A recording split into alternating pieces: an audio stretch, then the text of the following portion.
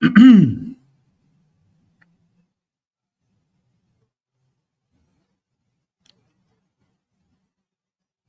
right, let's go ahead and clap it up.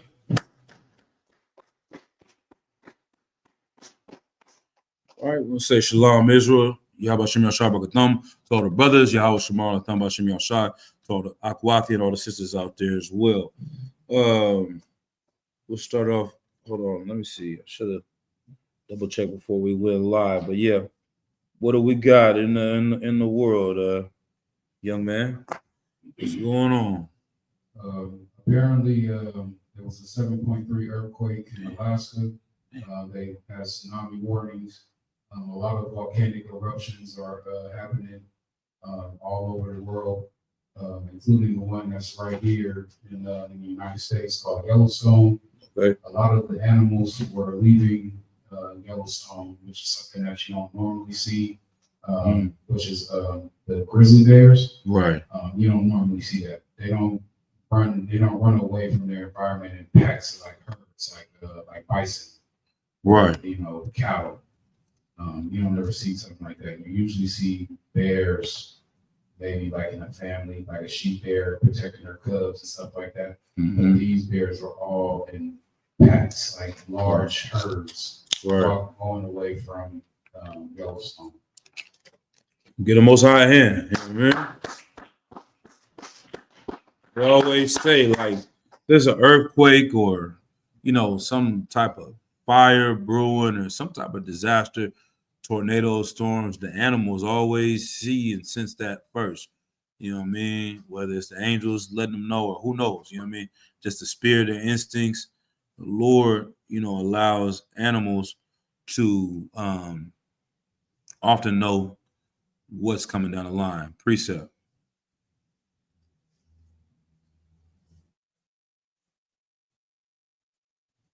You can paraphrase it, go ahead, or just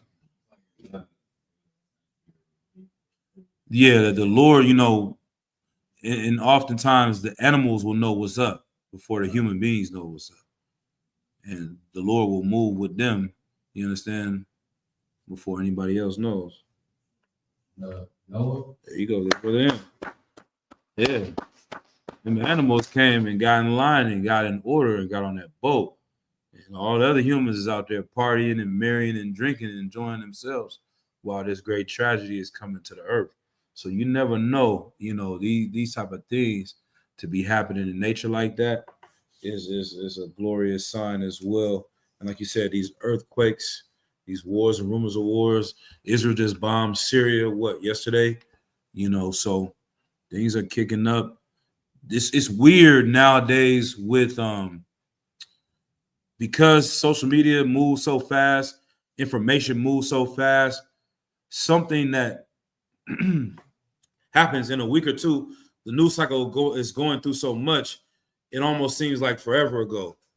Like, you know what I mean? Like the situation with Iran was like 3, not even a month, but just hitting a month. But it feels like 5 or 6 months, 3 months ago, because so much things are happening. Let me move on top of this camera. But you know what I mean? So let's not forget these things are happening. You can almost go rock back to sleep because so much things are going on. And if you miss what's happening right before your eyes, you won't realize that, we got a short time. But anything else going on? Let's go. Also, too, reports just came out today on CNN that Trump is suffering from some type of circulatory problem. Which most likely he has like a lot of blood clots, stuff like that. Eventually tend to lead to stroke. Right. And if he's having circulation problems, most likely he probably has high cholesterol. But a lot of the what is her name? The secretary, advisor or whatever, is representative, whatever. She said that she was being transparent, but not really, because like if he's having blood clots, usually the body normally the body gets rid of blood clots throughout the day normally. Right. But what becomes a problem is that it's old age. And you can, with the diet that he has, the blood clots won't go away, And then once they start to go up to the brain, that's where the seizures and the strokes come in at. Right. And if he has poor circulation, it's most likely he does have high cholesterol, which is what they call it LDL, which is bad cholesterol. So you have good cholesterol, you have bad cholesterol. The good cholesterol is called HDL. The bad cholesterol is called LDL. And you have a high LDL levels, then things starts to clog up. Essentially, it can result into a heart attack. So the best way we can say is he's dying. Yeah. Get out of hand. So like you get the most high hand, you know what I'm saying? And the most short way to the point is the Lord is not going to let this devil come in and do these things without visiting him. These are the things that we pray for it to happen as well, man. So what goes up must come down, man. And who knows? I can go all types of conspiracy. I mean, Elon Musk probably didn't put some on his arm.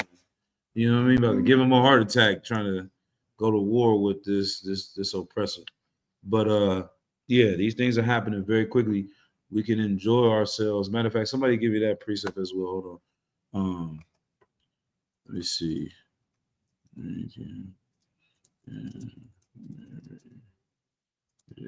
me some Matthew 24:38. I don't want to get caught slipping. Also, in what is it? 2 Peter, the 3rd chapter, it talks about the Lord will come like a thief in the night.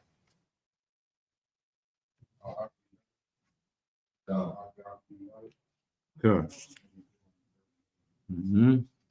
This is the book of Matthew, chapter 24 and verse 38. Matter of fact, start at verse 36.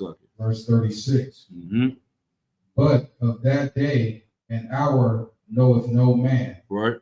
No, not the angels of heaven, but my Father only. Right. Read. Verse 37. But as the days of Noah were, so shall also the coming of the Son of Man be. Right. So this is a good hint or a good clue of how things are gonna be when Christ returns. You know what I'm saying? It's not gonna be where everyone is in a dire and stressed out situation. It's gonna be like this. Read. Verse 38. For as in the days that were before the flood, they were eating and drinking, right, marrying and giving in marriage until the day that Noah entered into the ark. Right, if you can, Trooper.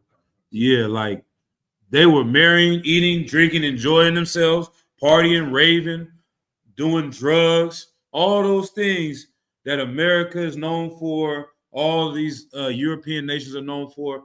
That's exactly how it is. Like, it reminds me of when Palestine or Gaza allegedly, or Hamas allegedly attacked Israel. They were literally having a rave till 7 a.m, just enjoying their life, and then attacks come. You know what I'm saying? People are not going to see this coming because they're going to be distracted. It might be something that happened. Oh, this thing is going on. It's a plague, COVID, whatever, 25. But then we resolved it. And let's get back to party. And then it's going to be bam, out of nowhere. So we just got to be vigilant. You know what I mean? We got to stay focused, stay locked in, get more rooted in the truth, because it's going to be like this, man. There's going to be people that think nothing is wrong, enjoying themselves, when it's going to be a wrap, right? And that's why it says the Lord will come like a thief in the night. Shalom, brother. Shalom. All right. Anything else, though? Any questions? Anything? Go ahead. Can I get a general breakdown on John 1:1? I know Captain Daria. All right. This is the word. Yeah. Right. Because like Christians like to use it to say that this is talking about Jesus and God. Right. Right. Oh, you got it. This is the book of John, chapter 1, verse 1. In the beginning was the Word. Right. And the Word was with God. And the Word was God. Right. Verse 2. Verse 2. The same was in the beginning with God. Mm-hmm. Verse 3, all things were made by him, and without him was not anything made that was made. Right. So go ahead, break it down.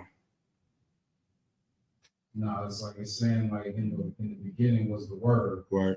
which is the scriptures, and the word was God, and the word was with God, and the word was God. Right? Yeah, you confuse me. I don't want you to break it. Nah, I know, but that's how. If you know One West, that's how they do. Huh? Don't say that to Jim Hyman. That's what he's gonna say, though. He's gonna tell you to break it down, see where you at with it, where you understand it. Go ahead.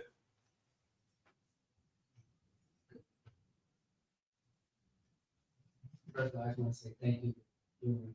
Right on. Appreciate the opportunity to share. So, the word of God, the name of God, mhm. that's what I see. In the Okay. beginning with that energy. We know in Genesis, Elohim is the term you, and after that, we can term Yah, Yahweh, you, that we created. So I see it because I'm Hebrew. Mhm. I see it like that.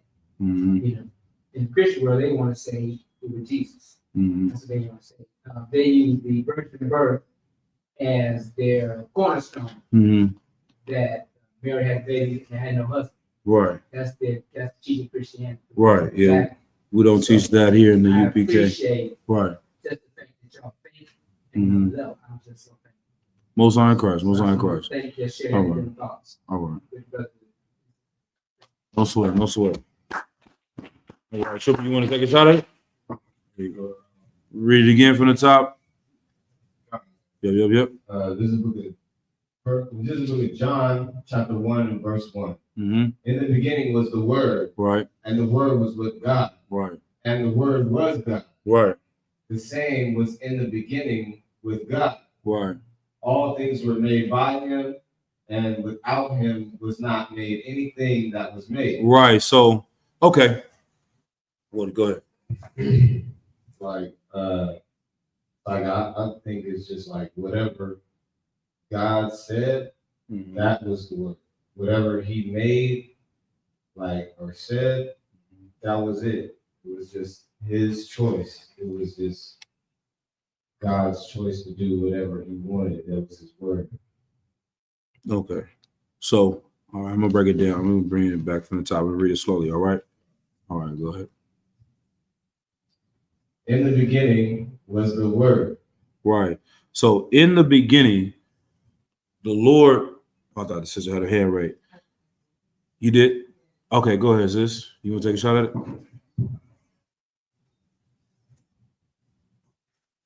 So I can say, would this mean that essentially the law was always here? Meaning that essentially, like from Adam and going forward, the law was always in existence, meaning that because once I made everything already and things were set forth, Mhm. the law was always here. So nothing has changed. Not quite. So that's not quite it. All right.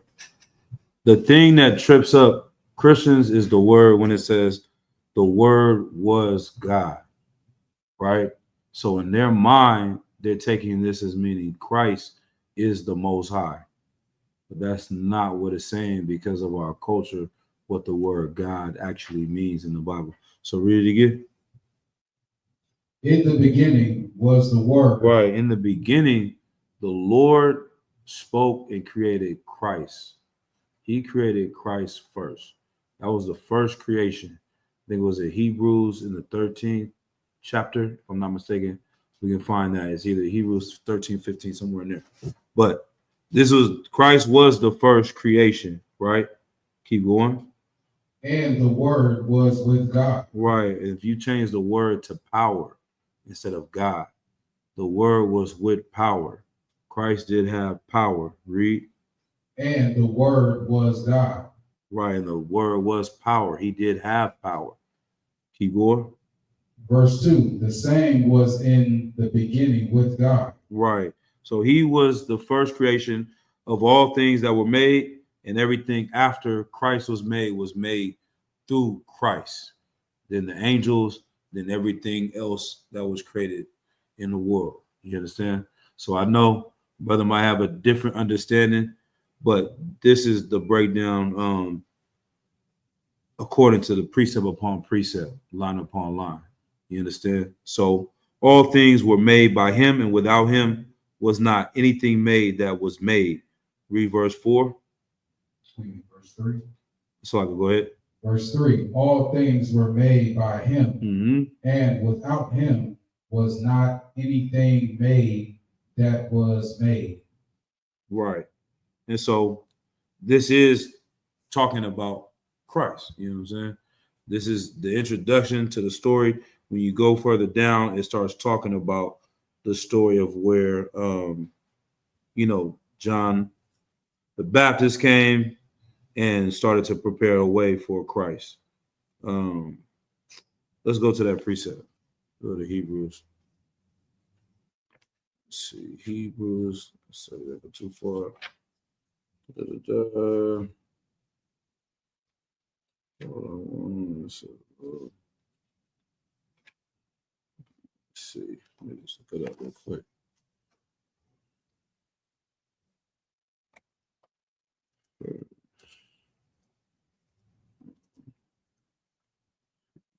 What is this?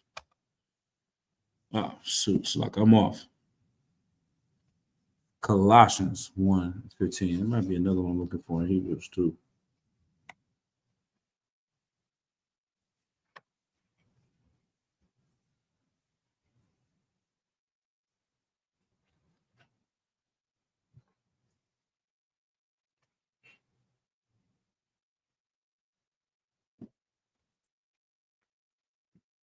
One and 15. Da-da-da.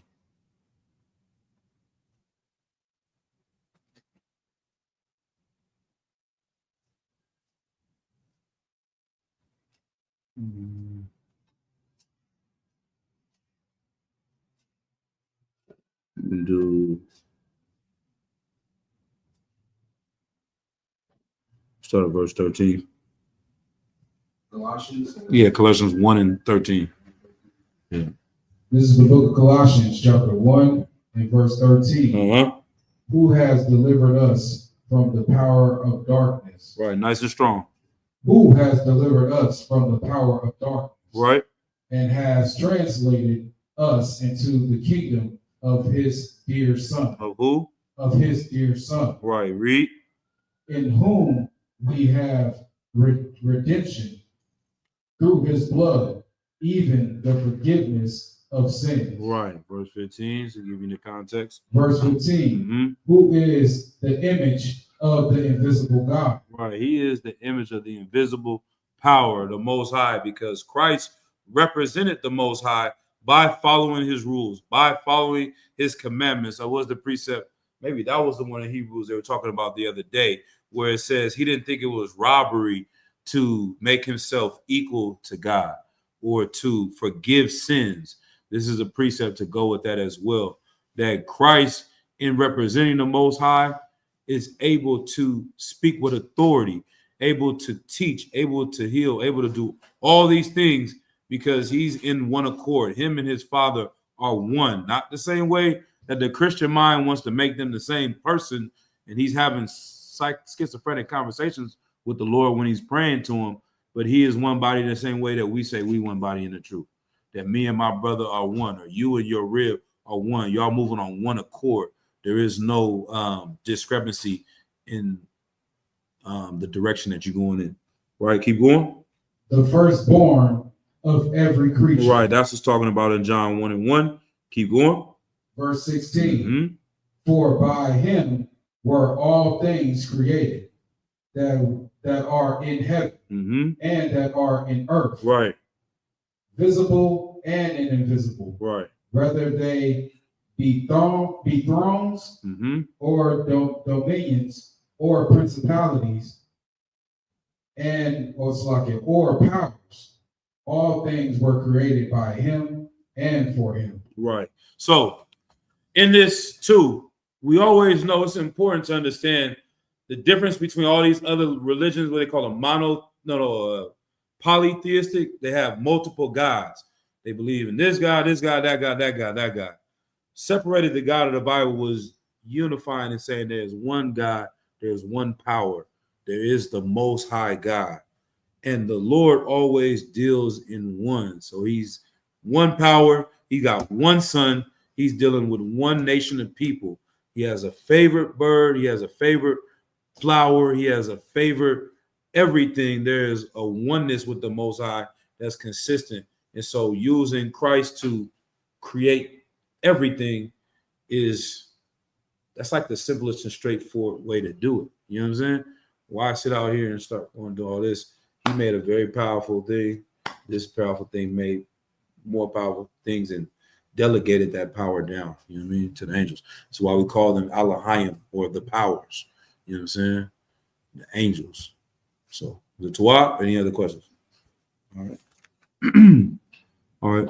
Let's go ahead. Any questions? I see Sister had one.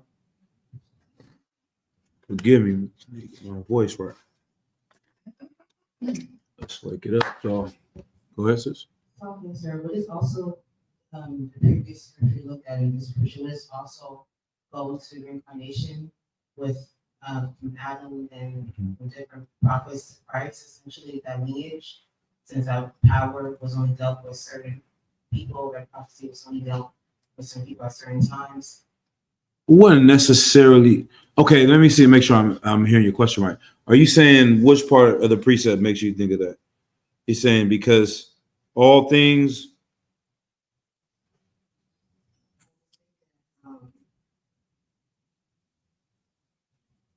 Because I wouldn't necessarily use it as a reincarnation precept, because it's going to.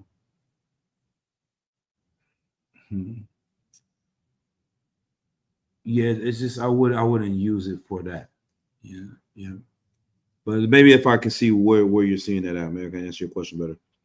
That's when it was brought out that he dealt with only one person at one time. Okay. Well, the line essentially until he gets his from him. Mm-hmm. Okay, you're talking about the oneness.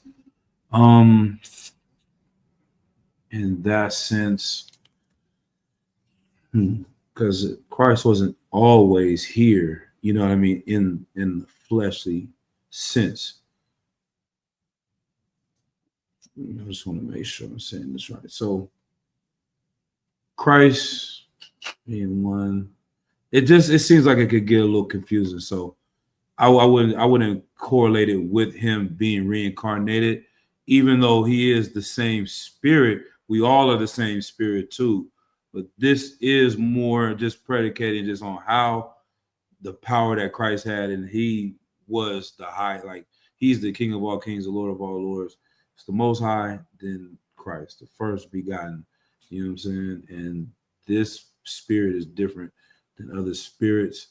I'll say it like that. So I go ahead up.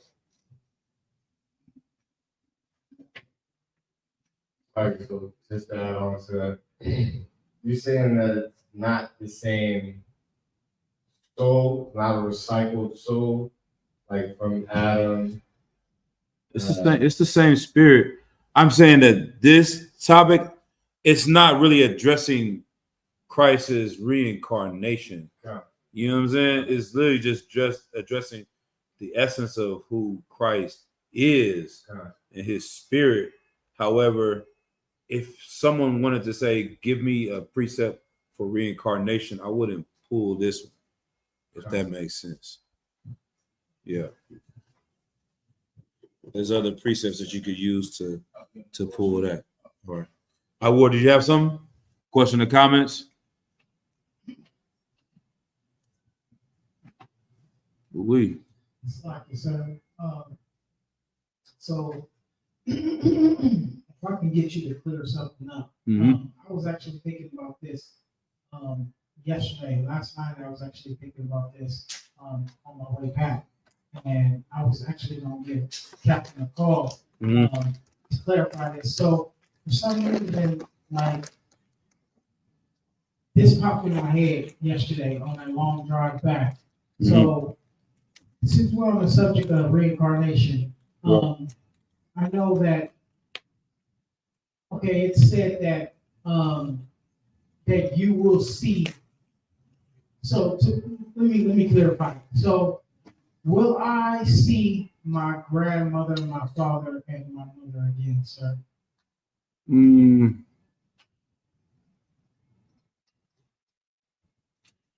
If okay, go ahead. Yeah, let's wake it up, man. Well, you know, Go ahead, Doc. don't they come in the form of our children, sir? Like say Right, like, right, right. Your grandmother or your father dies, or you know what I mean, that person comes in the form of your child. Is it possible, just to add on to that, like, is it possible to recognize these people? So yeah, I'm gonna answer. Is there anybody know the precept for that?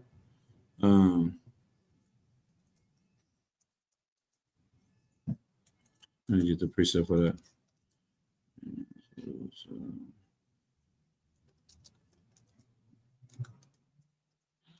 This is give me, I think, Matthew 22 and verse 30. So, all right. When someone is coming back, right, they come in generations. So if you had some kid right now, it's not going to be your father who just passed away three weeks ago. You know what I'm saying? It's going to be one of your forefathers from prior time, right?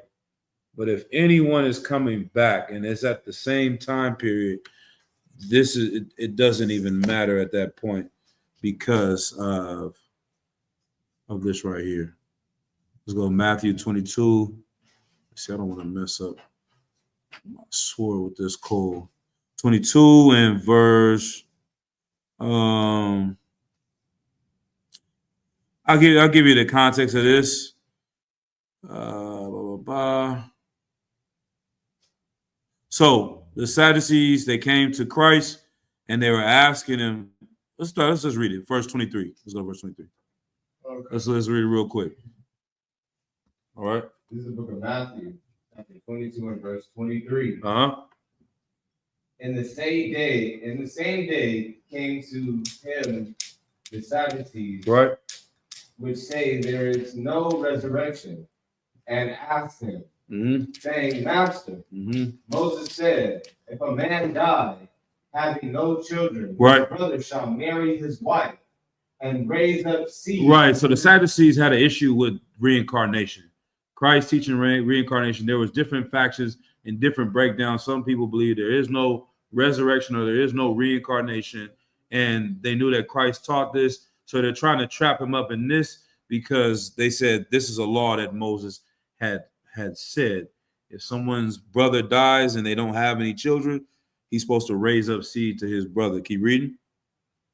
And raise up seed unto his brother. Now there were with us 7 brethren, and the first, when he had married a wife, deceased, and having no issue, left his wife unto his brother. Right. Likewise, the second also, and the third, unto the 7th. Right. So she married his brother, didn't have any children with him. He died. The other brother slept with her, married her. He died. All of them did this till 7 brothers. None of them had got her pregnant. She didn't have any children. Right? Keep going. And the last of all the women died also. Therefore, in the resurrection, whose wife shall she be of the 7th? For they all have it. Right. So once again, you experience this when you're in the truth as well. And if you battle and you fall for this trap, then you will you won't come out on top in that situation. So this is why we say Christ was the coldest battler, because you remember when we was battling that devil at the slavery, and I gave him a scenario. I'm like, if you could imagine if he didn't understand slavery and why we deserve to get compensated for going through slavery. I'm like, if you have somebody living in a house and they get robbed of the house, and you put this kid in the basement, you working for years and years, blah, blah, blah. And should that person give that house back to the original owner's children? And they're like, he's like, that is too hard to understand. Or that is too unlikely, it's improbable. However, it happened to 40 million of us, 100 million of us, but you can't understand the scenario happening in one situation. This is what's going on here, but it's actually right. Like, what are the odds of this even happening? You see what I'm saying? So they're not asking this question to really get an answer. Excuse me. They're asking it to trap Christ to say something that sounds crazy so they can prove that he's lying when he's talking about reincarnation. So the odds of a man sleeping with a woman dying, then his brother, and then all of them passed on 7 times. They went to the most extreme, improbable situation in order to cut Christ. Go ahead. Oh God. Verse 29. Mm-hmm. Yahushua answered and said unto them, Mm-hmm.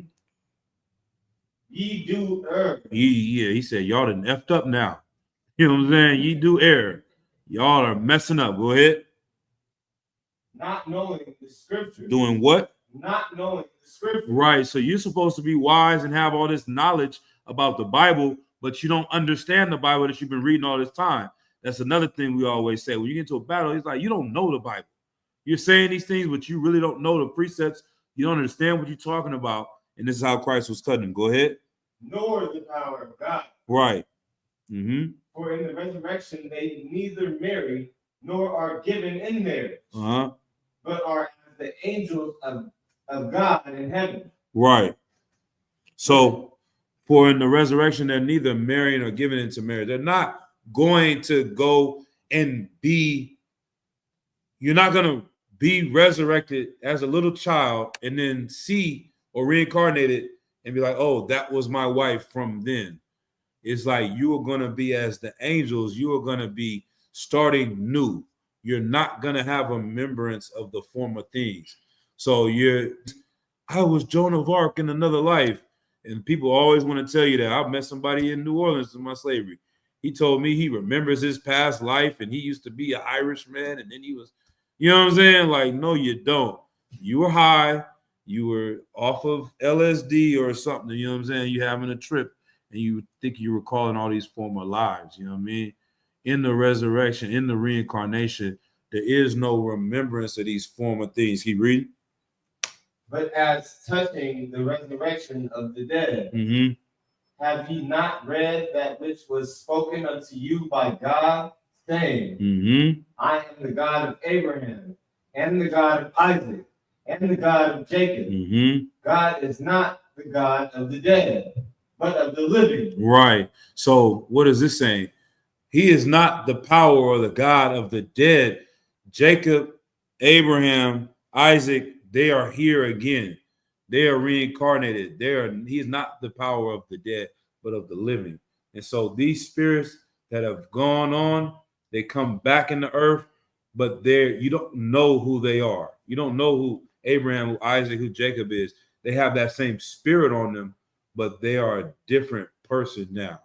You understand? And so you're not going to be looking for your rib from 2,000 years ago. You're going to get a new rib and you would never know. You know what I'm saying? And there's something about this woman, this sister. She got a great spirit. It could be one of your foremothers or forefathers. You know what I'm saying? But you will never know in that instance. You know what I mean? Twat. Yep. Is there anything behind that question though? Seems like it's a little bit deeper than just that.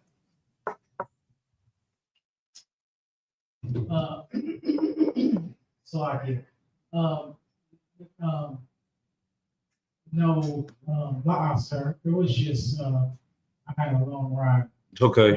And Right. I had the radio on. You know, it's just Thinking. I do that a lot. No. I don't have radio, and I just be a thought, What's in the and verse?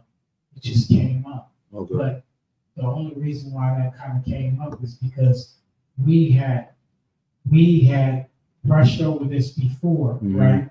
But in like the Christian culture, Mhm. for example, like the Jehovah's Witness, my auntie, she lost her son in Right. front of my face Right. when I was like 13 years old. And a lot of times when we talk, and she's telling me, she's like, yeah, I miss him, and you know, I miss. She's talking about my dad, Mhm. and she's like, but we don't see him again. Right. And so it's just kind of contrary, sir. Mhm. So it's just like I was just driving, and it just popped into my mind, like, Mhm. you know, will I ever see him again? Mhm. And just like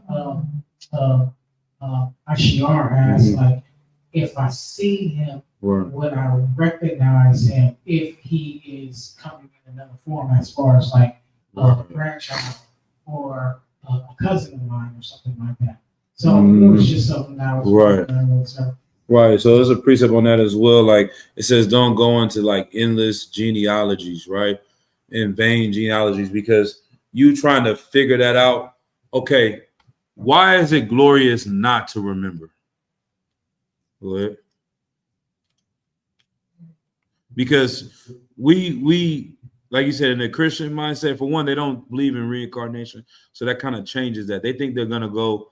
You know, I remember Nadazar said in I think at camp one time, he's like, "You think you're gonna be in heaven with you, your grandma, and Hitler? You know what I'm saying? All together and just having a good time. Tupac, Biggie, everybody floating around with little angels. You know what I'm saying? Enjoying themselves. But if reincarnation is real and we do come back into the earth, why is forgetting glorious and righteous?" So like, because it relieves the mourning of who that person was formerly, like Mm-hmm. kind of wipes away the pain that that person had in their life. Yeah, damn right. I get it, man. And then just imagine this is not a one-time rodeo. Like, how could you even move forward in life if every day you remember and you just walking by, it's like one of the movies, and you just start remembering that you was running as a slave down this, you know, through the forest. The next thing you know, you think about, man, when the Romans came, and the other time you're thinking about, man, well, I miss my wife from back when Jonah was around. Like, you would be schizophrenic trying to process and remember all these different things, let alone if you went through a tragic life before. It's like, damn, we got enough to counsel a sister that been molested 20 years ago. Can you imagine we got to counsel this sister that she going through something 4,000 years ago? It'd be ridiculous. You know what I mean? So we process, okay, I love how grandma made them yams and I want to meet grandma again and enjoy the yams. But in order for that to make sense, you'd have to take in a whole lot of other things. So it's best to just, you still have that spirit though. That's the most important thing. Like, you see it in our brothers and sisters that there's just something about this person. You know what I'm saying? And if you have children, you know they come with their own spirit. You didn't create that. No matter what you do as a parent, this kid was born with something there that you can't put in them. You know what I'm saying? That's how you know it's of the Lord. And so they've always been people that have just come with different vibes, different spirit on them. You know what I'm saying? And it's glorious to witness to see that. Somebody else had something? All right. Cool. I know you was gonna say something. I don't know if you remember it. I'm gonna cut you off too quick. All right. Let's reset. Let's see. It would be extremely grievous with all those thoughts and memories. Yeah. I'm wondering why Fred Hampton and any other powerful revolutionary minds didn't practice any religion. That's a good question. I'm gonna answer that for this brother online. Why didn't these powerful revolutionaries practice any other religion? Because a lot of people coming up, especially for Fred Hampton was a Black Panther. This time period, there was a big move of following the Communist Party. And they said religion is the opium of the masses. And so they start to realize certain things that are very true about the church, about religion, but they end up throwing the baby out with the bathwater. I remember Commander Gianna said that. Like when Malcolm X was coming along and the Nation of Islam, they started to say, you know, the white man teaches Christianity, white Jesus, and all of these things he teaches us. We're going to go away from the Bible. We're going to go into Islam because they felt it was superior because of how they were using the Bible. But he's saying, don't throw the whole book out. It's not something wrong with the book. It's something wrong with the teachers. And this is the same thing. So when it comes to men like this, their love for their people, they are seeing the results of following Christianity and saying they don't want anything to do with it, which is almost right? I mean, it's absolutely right to not want to do anything with Christianity, but throwing away and getting away from the Bible is something that it was not right. However, at these time periods, there was no one teaching the truth anyway. So you could argue, what could they have really gravitated towards anyway? You know what I'm saying? Go ahead.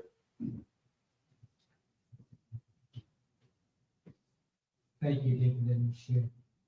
One of the things that I recognize in the question about Fred Hampton is that he, along with those who were shot before him, Malcolm, Thomas Malik Shabazz, Dr. King, and others who were locked up in Mississippi chains.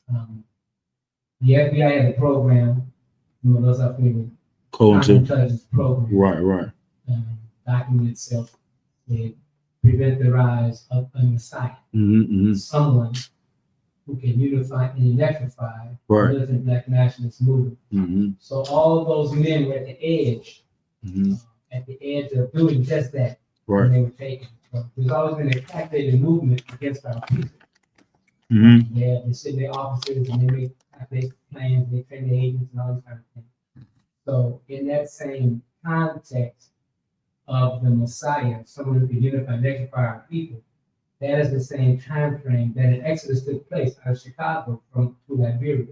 They're one of the Hebrew brothers that I work with, and that energy to bring our people to the higher levels was activated at that time. Okay. So I understand what you're saying, brother. And I know you know, we coming into the lion's den, as we say, you know what I'm saying? Not here to battle, but, you know, in ISUPK, we are some hardcore brothers, right? So we teach that there is no other Israelite group, right? And not to offend, but the truth, I am rude in speech, you know what I'm saying? But not in what? What does the Bible say? He says, I am rude in speech, but not in, go ahead. Not according to knowledge, right?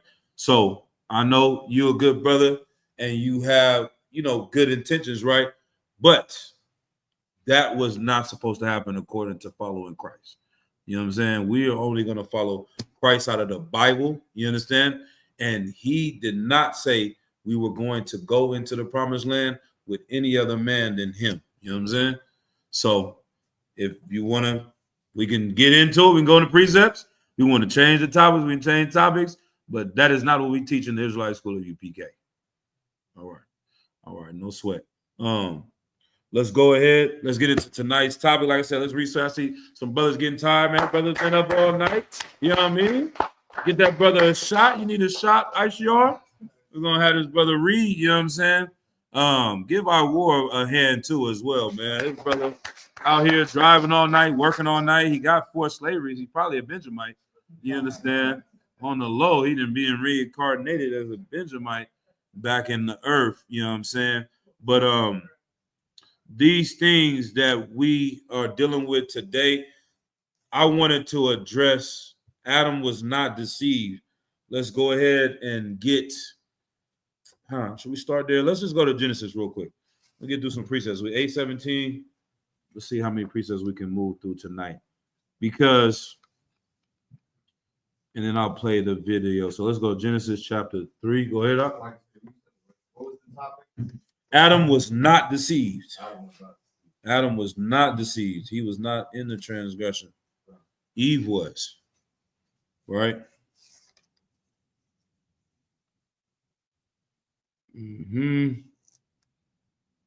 Let's go to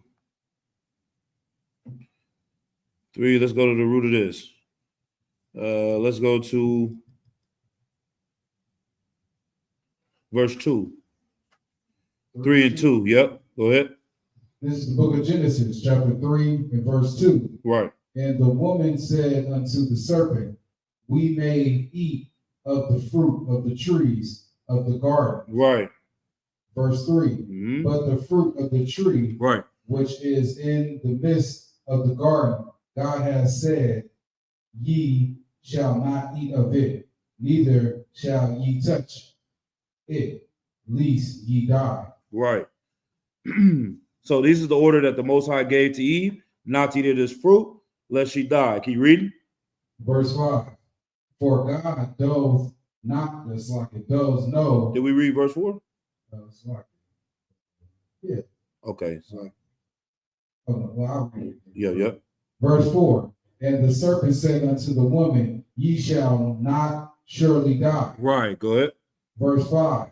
For God does know that in the day ye eat thereof, then your eyes shall be opened, and ye shall be as gods, knowing good and evil. Right. And so this thing right here is the same tactics that your oppressor uses on Black and Latino women to this day.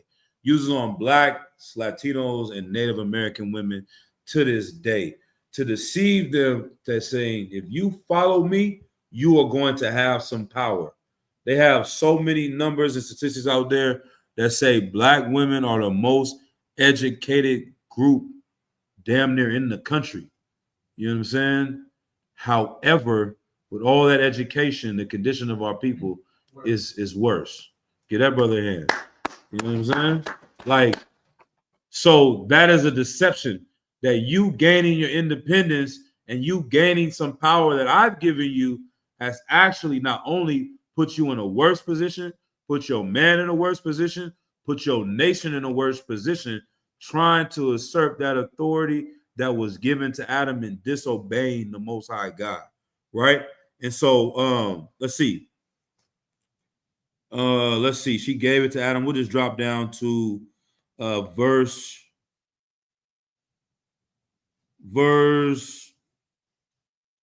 11. Verse 11. And he said, who told thee that thou wast naked? Hast thou eaten of the tree whereof I commanded thee that thou shouldst not eat? Right. So when we go in Ezekiel, you can find the precepts where it talks about the trees, where different nations of people, they're hiding themselves among the trees, hiding themselves among the cultures of these other nations. This knowledge of good and evil, if you have never gotten high off of weed before, you don't have the knowledge of good and evil. You just only have the knowledge of good, of not getting high. But now, once you smoke, you know that it's a good feeling from this. If you've never snorted cocaine and you do it, now you know what it's like. And it's not a bad thing. It's a good feeling. That's just why it's highly addictive and why it's wrong and why people get stuck on these drugs. The Lord would have it that you never try cocaine. So you don't have the knowledge of good and evil. You don't want to have the knowledge of what it's like to go ahead and rob a bank and get away with it. Like, you know what I'm saying? He's like, damn, okay, I can do it again. You ever watch those movies and wonder, like, you got away with robbing a bank? You robbed, what do they call it? The people that drop off the Brinks truck? Cats get away with that. And then they go and do it again and go and do it again. It's like, in my mind, yeah, they get addicted to it and the adrenaline. In my mind, it's like, if I got away with it once, I would never do it again. You know what I'm saying? But they think that they're unstoppable in that, and they just keep going because they have the knowledge of how to get away with it. So they think they can do it again and keep being successful until it catches up with you. Oh man, yeah, I can snort a little powder and go to work. You know what I'm saying? You didn't lose your job on day one. You still had your wife on day one. You know what I'm saying? You still were operating and managing things, but 6 months later, a year down the line, 10 years later, you done lost everything, your car, your job, your car, your family, because of that knowledge of evil has caught up with you. And so the Lord is trying to prevent that for Eve and Adam, but she got deceived thinking that she could gain some type of power that she didn't have by getting this knowledge, right? And so let's go to let's keep going. Verse 12. Right. And the man said, the woman whom thou gavest to be with me, she gave me of the tree, and I did eat. Right. So what's going on right here? Trooper? What is Adam doing? You listen to Eve, sir. Right, but what is his answer to the Most High?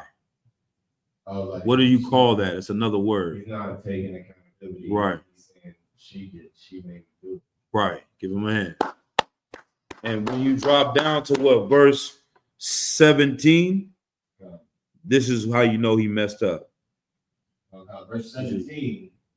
And unto Adam he said, because thou hast hearkened unto the voice of thy wife, Right. and hast eaten of the tree which I commanded thee, saying, Right.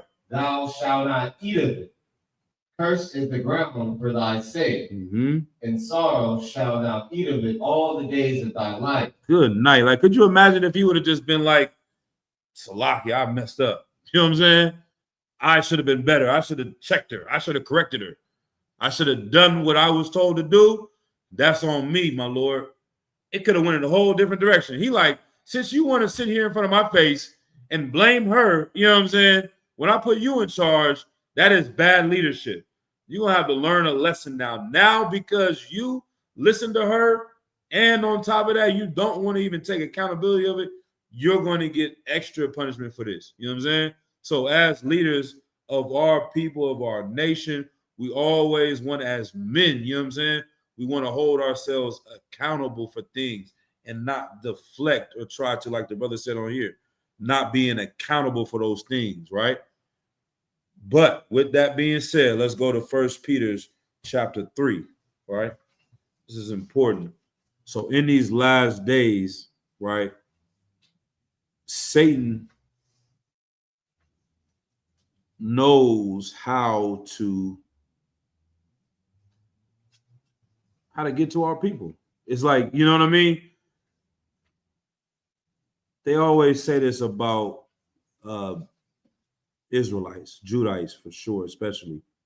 Like Esau studies us more than anything else, Akim. Like he knows, they want to know what makes black men tick, what makes them move, what makes them happy, what makes them sad. They want to be able to read your facial expression. They want to know everything about you, because in order to make this economy work, they have to understand what's on Julio's mind. They have to know that he is going to get off of work and buy a 24-pack of Modelo's. He's going to go home. He's going to get some tortillas. He's going to get some of this, and he's going to enjoy himself. He might snort a little powder. He might even snort a little meth. Hey, this car be getting hot. It's lucky. If you know, you know. You know what I'm saying? But he's going to get up in the morning. He's going to go to work. You know what I'm saying? That's cool. We got him in this box. You start seeing anything different out of that, it's a problem. That's why the Black Panthers, and like you said, Fred Hampton, he's moving. He's talking to the gang members. Y'all not trying to go and kill each other. Y'all not trying to go and rob little old women. This is a problem. This is a threat. We need you in this box, like that movie Tyrone. We need you living that same day every day over and over again. You get outside of that, it's a problem. So Satan's going to study you in the spiritual sense and know how to get to you. And there's three main things that will get a brother out of the truth. Y'all know what those are? What are the three main things that get a brother out of the truth? Let's see. Money, Okay. women, Yep. and Like a lack of brotherhood. That can go all together. But let's see. You have the first two. So those are absolutely correct. It's already been good. And willing to listen to leadership, willing to be our own leader. Nope. It's all in the same, but nah, that's not it. And you should know this. If you don't, we're gonna talk to your Ragabah. 3 things gonna get a brother out of the truth: money, women. So like you, sir, if it's not brotherhood, then would it be Brotherhood is all those reasons. If you lack brotherhood, you'll leave for some money. You lack brotherhood, you'll leave for a woman. You lack brotherhood, you're going to go and do what? Go ahead. Well, let's see what the brother got. So, would it be to get high, sir? Damn right. Those are Christ. That's it. That's the 3. That's the main 3 things. I gotta be careful up here using. I'm just counting, but they're gonna be Kassar and Illuminati. He doing weird shit. I don't even be thinking about that. Those 3 things. I don't know how to do it the righteous way. 1, 2, 3. You know what I'm saying? Those 3 things are the typical things that'll get a brother out of the truth. And if you are not vigilant and seeing the devil is gonna go like a roaring lion and see where he can attack you at, and the most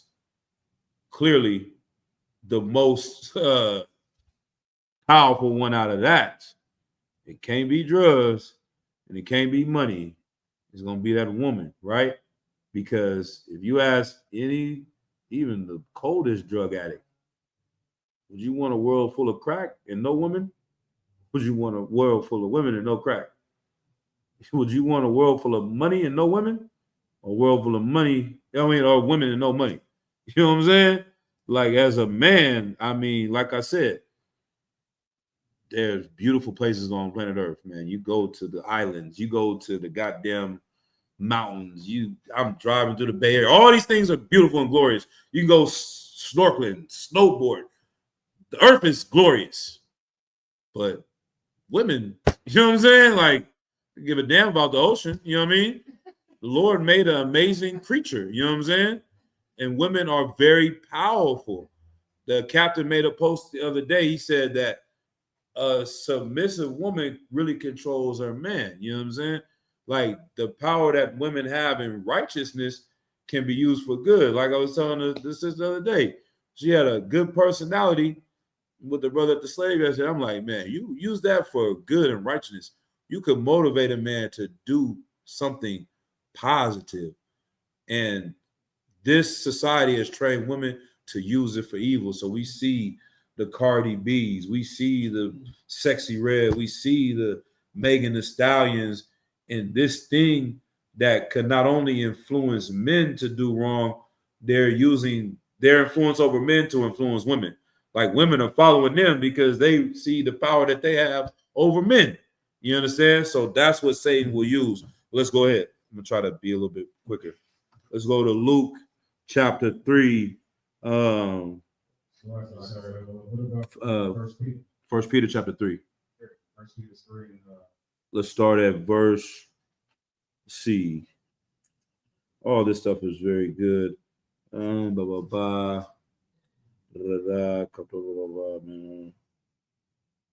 And the grace. Where does it say for Eve was in the transgression? Am I skipping over that? Or am I looking at the wrong one? Hold on. That's my preset. Salakia. That's the most important one, I think.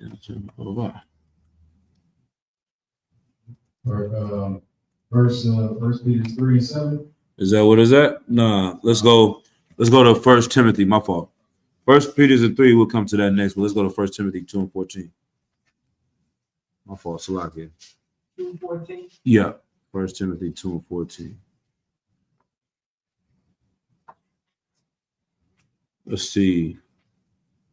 Let's go to, man, yeah, start at verse 9.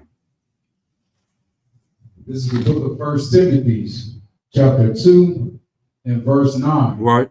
In like manner also, that women adore themselves in modest apparel, Mm-hmm. with shamefacedness, and sobriety, not with braided hair or gold or pearls or costly array. Right. So it's not saying, some people may misinterpret saying women can't braid their hair, can't, beautify themselves with jewelry or anything like that.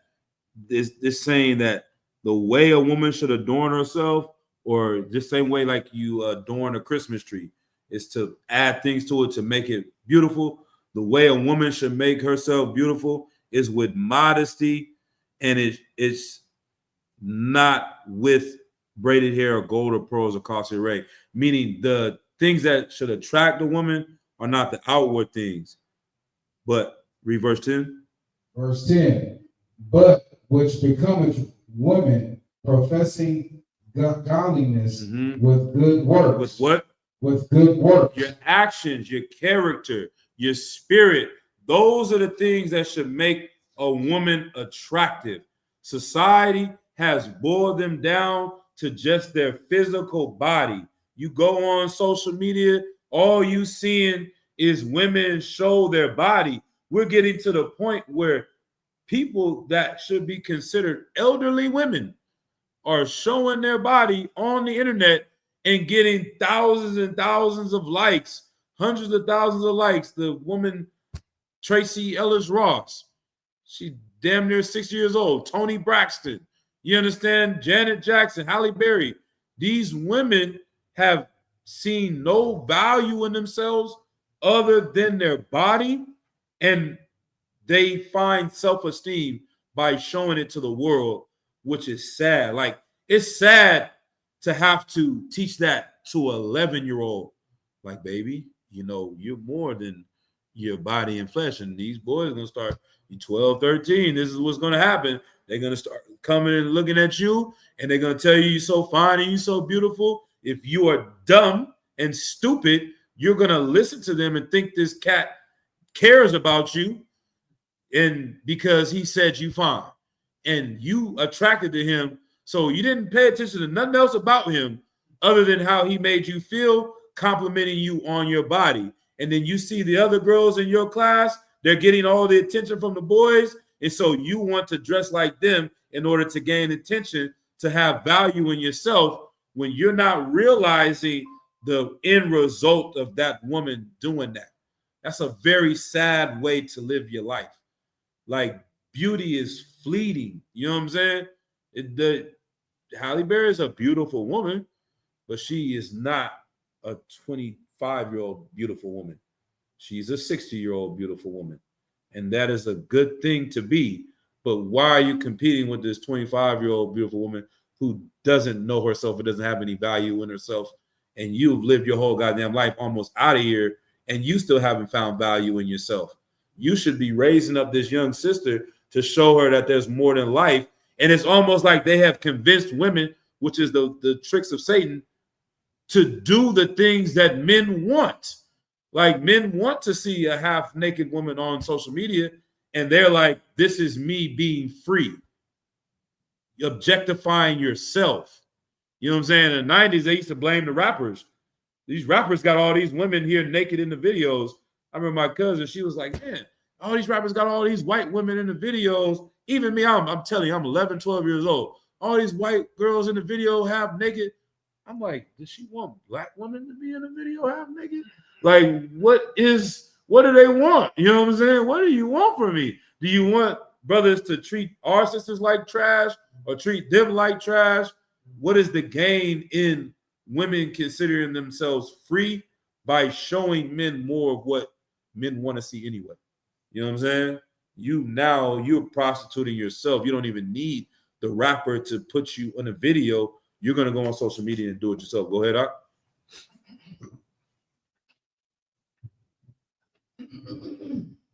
Lucky, sir, what you're saying is so heavy. I remember a while back, General Muhammad was talking about this exact same subject, and he was saying that some of the sisters in the truth was saying, like, what can we do? What should we do? Like, we righteous sisters, and we looking for men, we looking for righteous men, right? But all they doing is looking at these females Mhm. on social media that's half naked. Like, Right. what should we do? Like, Right. we're not even getting the attention that we deserve as righteous women because Mhm. they're looking at these, these men is paying too much attention to these women. And Right. that's what General Hyman was saying. It's us as men to stop this trend that's going on. Right. Now. We are the ones. We have control of this. We have to stop. We have to start ostracizing these women. As That's right. And what you're saying is definitely so true. I seen what's her name? Diana Ross's sister. You was Just the mentioning daughter, her. yeah, Tracy Elliott Ross. I Yeah, seen her on social media, and Mhm. it's like, wow, like she's never acted like this. Mhm. Even the sister that played on Bernie Mac's TV show, Yeah, yeah. the young daughter. Yep. And you starting to see She got her a lot of- OnlyFans or something like that. You starting to see Actually, y'all told me about it. Yeah, come on, It's sir. like it. That's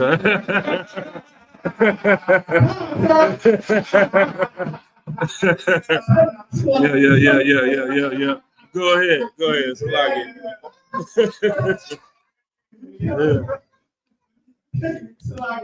Yeah.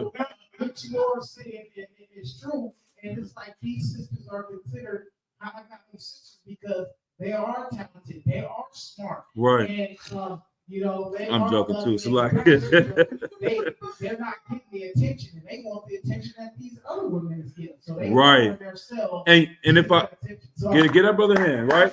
And if I may, to just add on to it, they say that attention is a drug. They're getting high off of that attention. That dopamine that's spiking in their brain is not any coincidence. Like there's something overcoming them, and it's a demon, you know what I mean? That is literally talking to them and making them feel good. All their insecurities, all those things that they are not confident in, they have put into gaining attention from other people in the world. You know what I'm saying? So that social media, they say it's just like snorting cocaine. It's just like getting high. This attention that they're getting from it. Real quick. All right. Like, sir, I had no idea So yeah, for the record, yeah. I'm talking. That's General Hyman too, for sure. He said, Most High in Christ. For the record, but nah, let's keep going with the precepts. Verse 11. Let the woman learn in silence Mhm. with all subjection. Right. Keep reading. But I suffer not a woman to teach, Mhm. nor to usurp authority over the man, That's right. but to be in silence. Right. So this precept right here is like ice, or what is that? Like when they scratch the chalkboard to Christian women. You know what I'm saying? They like, how are you going to say this? This is not what my pastor taught. My pastor conveniently skipped over this over and over again, or tried to make it mean something else. So let the women learn in silence with all subjection. That doesn't mean a woman can't come to class and ask questions, make comments, you understand, or say anything at all. But it's the coming into the class and learning from the prophets and trying to battle, right? Usurping the authority over the man as the person that is teaching the class or operating or running that classroom.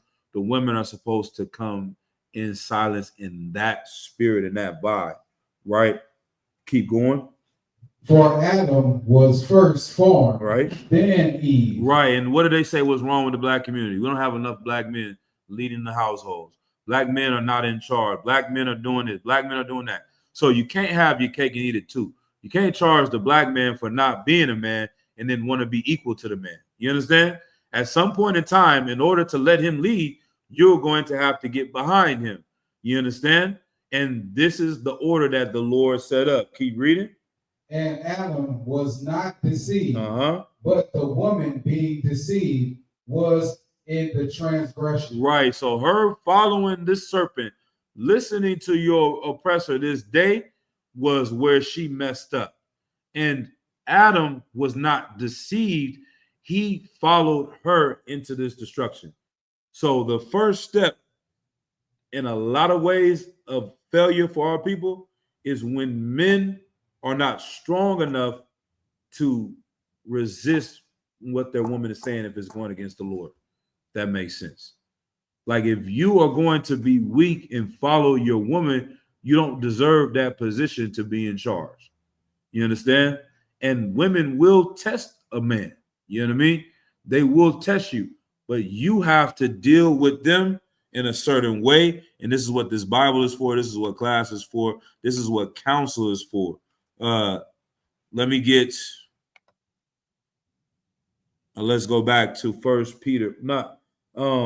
Let's read verse 15 before we leave this one. If you're still here. Verse 15, notwithstanding, Right. she shall be saved in childbearing, if they continue in faith and charity and holiness with sobriety. Right. There's something glorious about a woman raising up a child and the sacrifices that they have to go through and the way their body changes and the sleep they lose. All these things, that amount of selflessness is a part of what can make a woman overcome that desire to be selfish and carnal, which is why a lot of women in today's society fall victim to these things, because they're taught to be selfish.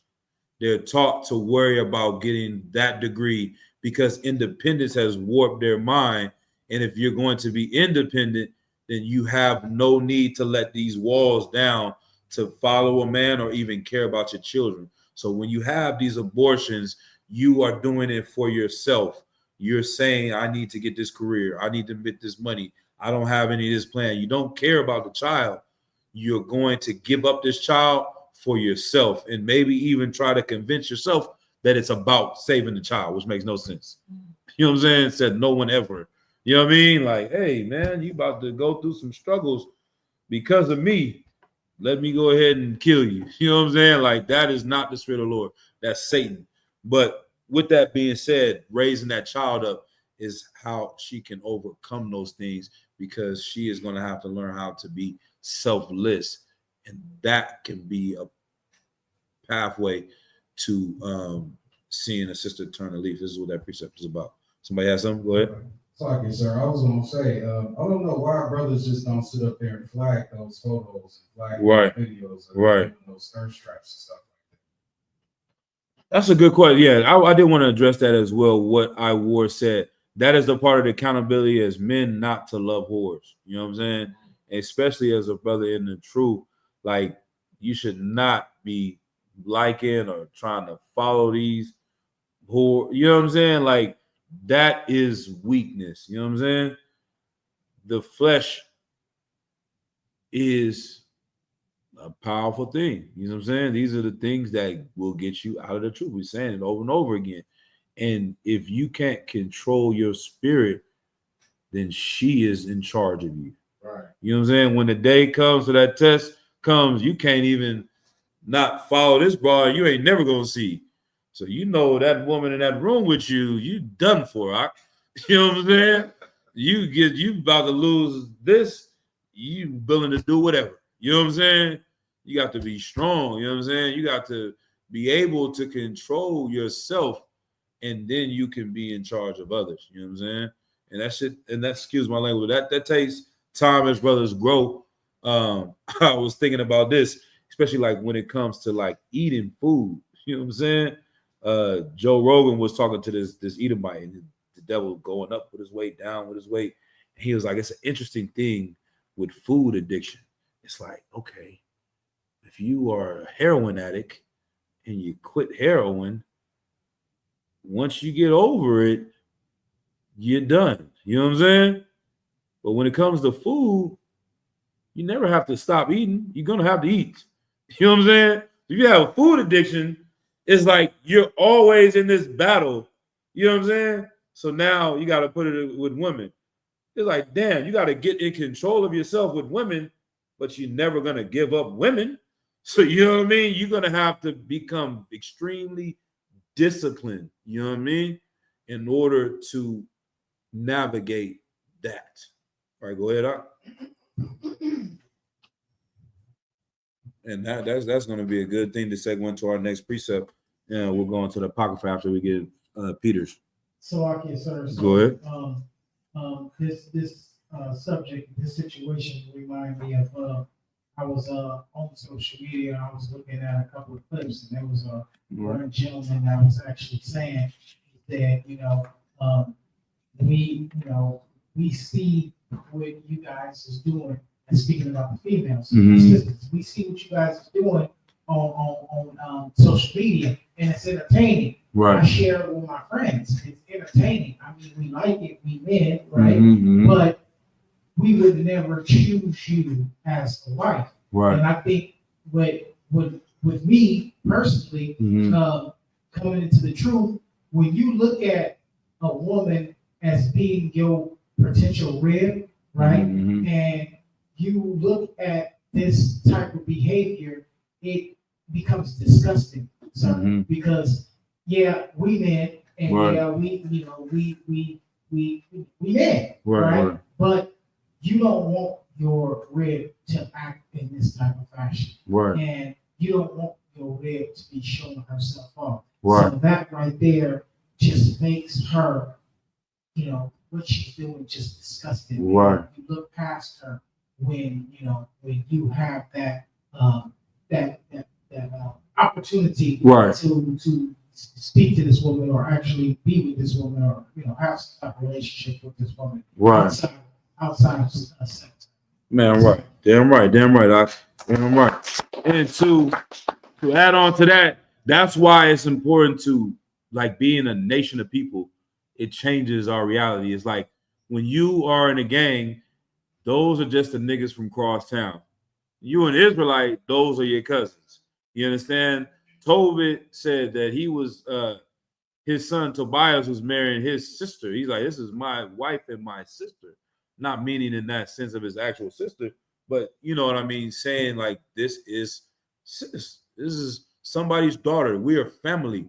And if you can change your mind to seeing that in those instances, that this is someone's daughter, this is someone's sister, you will begin to feel sad for that. Like if you keep that mindset and just saying, oh, damn, she popping it, she twerking on the thing. It's like, damn, how would you feel if that was your daughter or your sister? You know what I'm saying? What happened to her to get to this point? You know what I'm saying? Like, what would have to happen to my daughter to 10 years from now if she's on social media doing yoga stretching? You know what I'm saying? Like, you're not stretching yoga. You're trying to get likes from men. You know what I mean? And you're trying to profit off of something God gave you for your husband. That's something that's very powerful that could, like I said, it could change the world. They making these millions of dollars. Imagine if that energy was used towards our building up our nation. It's the same thing, but it's a completely different result that we become more destroyed because all that happens to them is they have this low self-esteem, then they objectify their body, then they get lower self-esteem, so they got to buy the Louis Vuitton and buy the purse and buy the weed and buy the whatever, the BBL, and they just destroy them. It's just like Lil' Kim is a perfect example of a crash out for women. Like she just is so addicted to the attention and she didn't just self-imploded. You know what I'm saying? But let's go to 1 Peter 3:7. But it all starts with the men too. You know what I'm saying? If the men do not like whores, then women will stop being whores. You know what I'm saying? So that's the accountability that Adam should have taken, and that's what we have to do here in the truth. You know what I'm saying? Let's go ahead. 1 Peter chapter 3. This is the book of. Yeah, go ahead. Let's go to verse 1. Verse 1. All right. This is the book of 1 Peter, chapter 3, and verse 1. Mm-hmm. Likewise, ye wives, be in subjection to your own husbands, that if any obey not the word, they also may without the word be won by the conversation of the wives. Right. We have countless stories from Esther to Judith, women that were able to use their beauty in order to obtain certain positions and to influence a man. Like a woman being in subjection to her husband, in the American mind, is that she's being ran over, she's being bullied. And in a lot of ways, because we have men that are not raised up in the truth, they are the ones that should be in leadership. They're doing it in the wrong way. You know what I'm saying? They thinking being a leader is about being a bully, when really being a leader is like following Christ. Christ said that the head of Christ is the Most High, the head of man is Christ, the head of the woman is the man. Christ, as Christ loved us, is how we should love our wives. So Christ sacrificed. He was a servant. He was a teacher. He did correct you too. You understand? And that is a part of a man. There's going to be a time you have to correct your wives, but they're not men either. You know what I'm saying? That's the wisdom we read in verse 7. All right. There's a lot in here, but for time's sake, I think some of that stuff we already addressed. Let's read verse 7. Verse 7. Mhm. Likewise, ye husbands, dwell with them according to knowledge, Right. giving honor unto the wife as unto the weaker vessel. Right. The wife is a weaker vessel, doesn't mean she's weak. We got some strong, hardcore sisters in the UPK. We give them a hand. You know what I'm saying? We got some sisters that are absolutely one west to death and will ride or die for the truth. They are the weaker vessel, though. You can't correct your woman like you correct a brother. You know what I'm saying?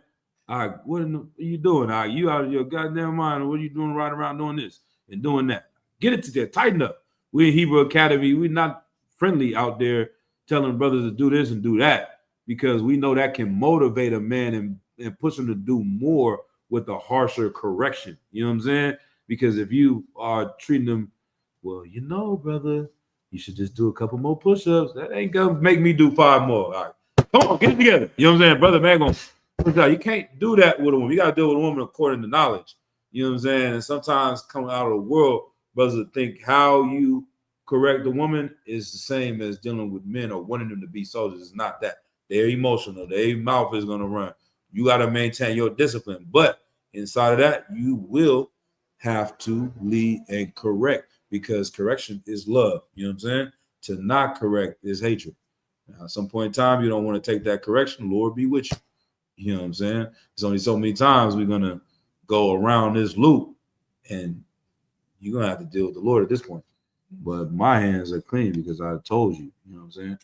All right. But keep reading. And as being heirs together of the grace of life, that your prayers be not hindered. Right. Now let's go to First Esdras. We're getting close to 9 o'clock. This is a good one. First Esdras in chapter 4. This is a good one. Maybe we'll end on this story if y'all need any other precepts on this one. So also there's a precept in Proverbs. I believe it was the 16th chapter, 33rd verse, somewhere in there. It says that he that can control his spirit is greater than him that can take over a whole city. You understand? Like, you being able to control your anger, because that is how demons work. There's an excellent lecture Commander Johanna did on demons. And oftentimes when brothers are getting into these situations where they rib, they're not realizing they're not talking to this woman. They're talking to a demon that's using this woman to get you to fall to a demon and do something wrong. There's nothing more worse than being right about a situation. You shouldn't wear that dress. You shouldn't do that. You shouldn't do this. And you're right. But now you done got so angry, you done let this demon, because the mountain talking, you done ripped the dress and pushed her out the car. Now you wrong. Oh, babe, you got to buy flowers. You can get arrested and you going to court. You know what I'm saying? You were right about the topic, but you were completely wrong in how you handled it, and you let this demon overcome you, and now you have to make this thing correct. So that's one thing I learned early on in the True Vlog is don't be right and then to the point now you wrong and you apologize. You know what I'm saying? Like, be aware and spiritually of what is actually going on here, that this demon's job is here to destroy her and you. You know what I'm saying? All right. Let's go to what we got though. First Esdras chapter 4. Let's see. Is that what I want? Yeah.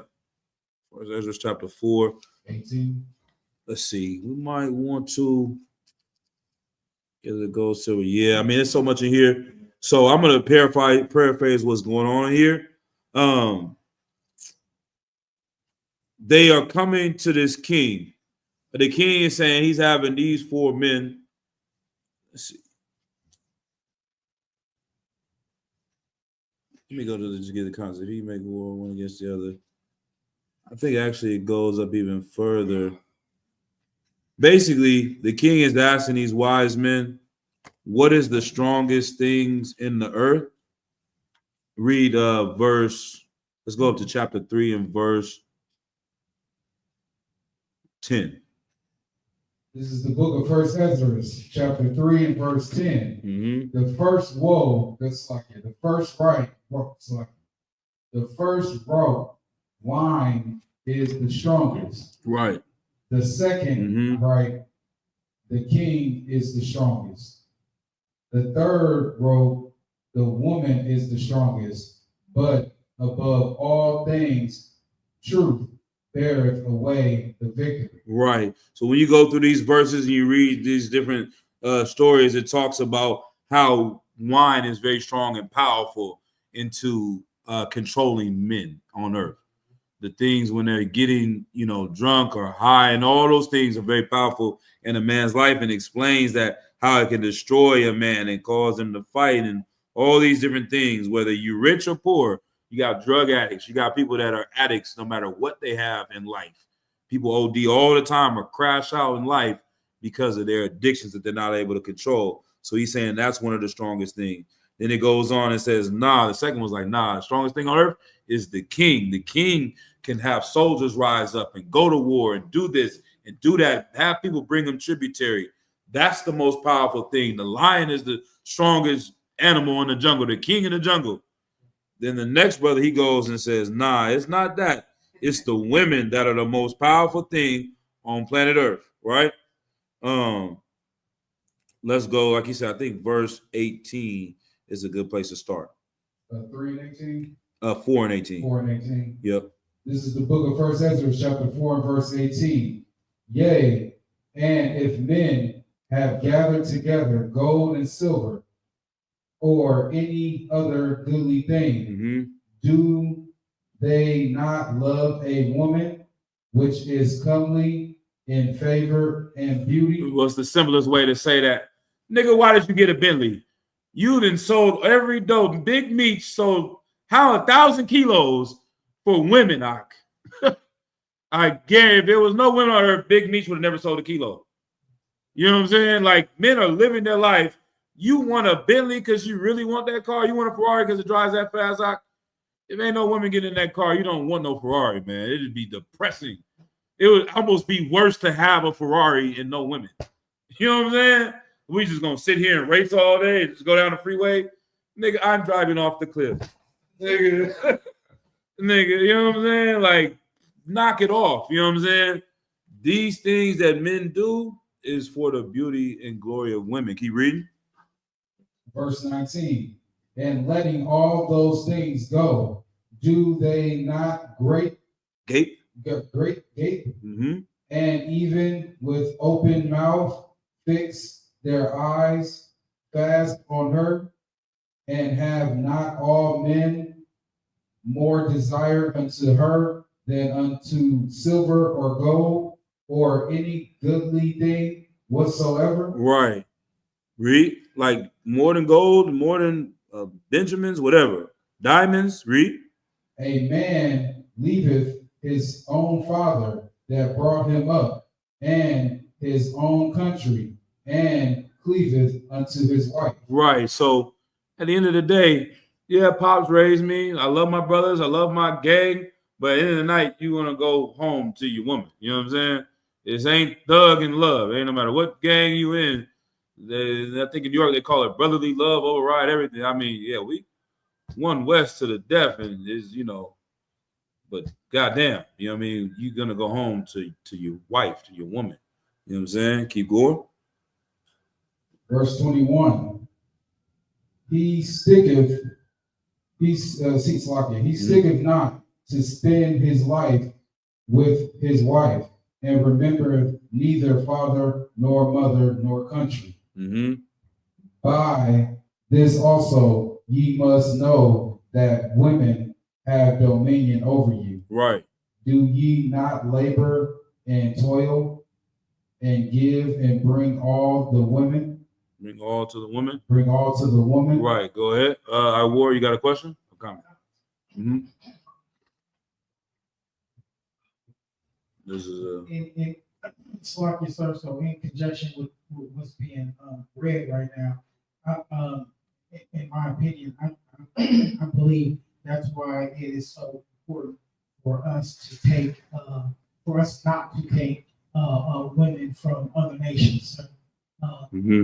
Because God had said that she will take you away from him and have you serve her God. right. Exactly. This is why we weren't supposed to marry these other nations. You understand? And follow after these women. Solomon was the wisest man ever. And at the end of his life, he became weak behind women. You understand? So let's keep going. Verse 23. Yea, a man taketh his sword and goeth his way to rob and to steal, to sell upon the sea and upon rivers. Right. In the Bay Area, they used to have, I mean, I know they might still have it. They used to have something called AOB. It's actually a rapper from Richmond. His name, Lav, man. He used to have a record label called AOB, all on a BI, you know what I'm saying? AOB.